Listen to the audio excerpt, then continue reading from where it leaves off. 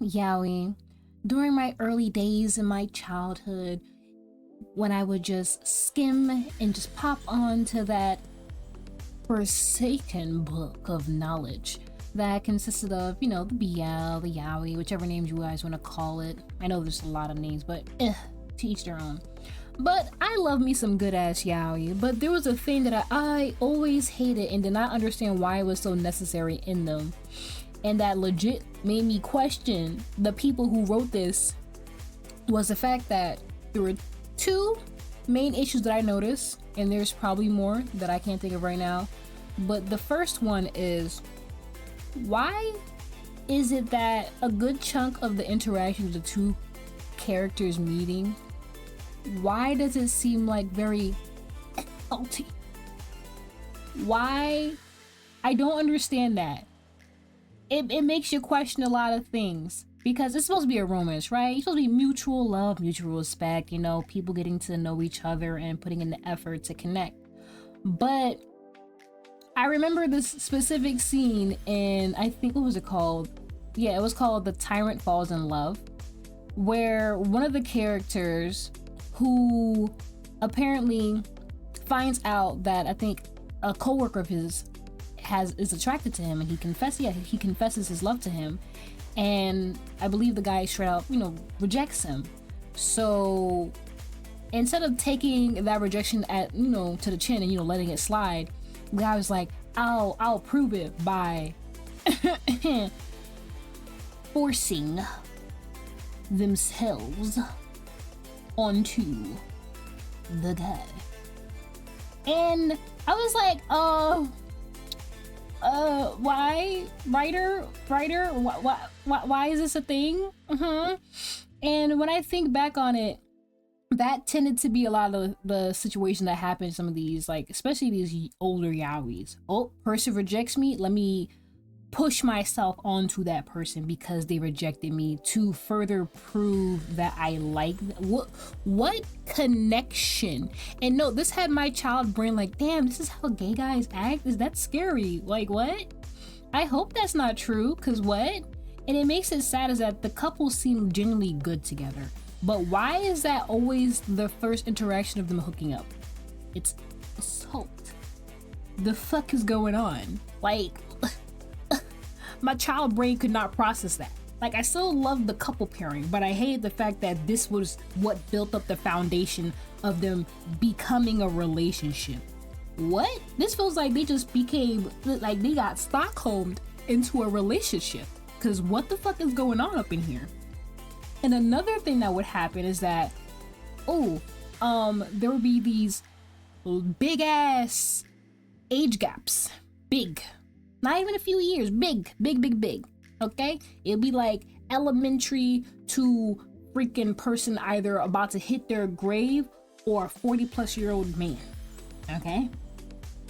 That's borderline, you know what that name is. I don't have to explain it, but y'all know what I mean. And it was, so let me think about it. So it was either had some bits of grooming. It had like, one that had that, it was called Papa to Kiss in the Dark. The name itself was already a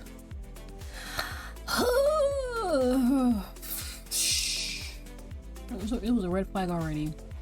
But I was like, I don't think when I first saw it, it didn't have that. I think it was just called Papa to Kiss or whatever. But when I actually looked at the anime, and I was like, okay, I'm not fully thinking as a child like what this fully means, because I'm still innocent brain ish, despite me walking into the fucking shitload of yaoi wildness. But that like, dude legit, that's his adopted son. Why? And another thing that kind of had the same situation, which I also like the anime art style, the characters were pretty, but what made me deeply hate the anime was the fact that it also followed the same thing with the whole grooming thing, was it was called Super Lovers.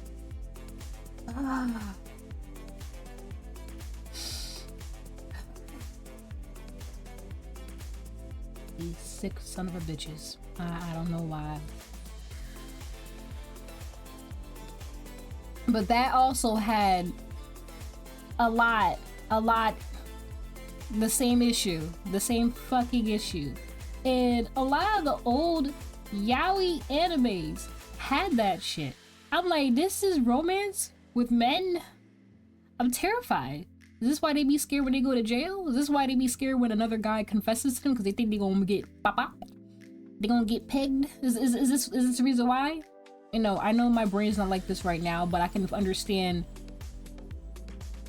the thought process to an extent, because I'm like, wow, these animes and mangas are just showing a very scary side of things. And no, this is all happening when I was a kid. I just did not understand this. I was also scared for dudes. I'm like, oh, I understand their fear now. I understand why you'd be like, oh no. But in recent years, they've started improving, or at least they started putting publicly more respectful, like, platonic crushes with two guys liking each other, and not, or even when they make them romantic, like put them together as a couple, where it doesn't feel like someone is being Stockholmed into the freaking relationship. There's no assaults, there's no forceful situations happening, there's no obscene age gaps, there's no grooming. Okay, and I'm glad, because I don't know. I don't know, man. I don't know. I really don't know. But I'm gonna need to bring my brain to process.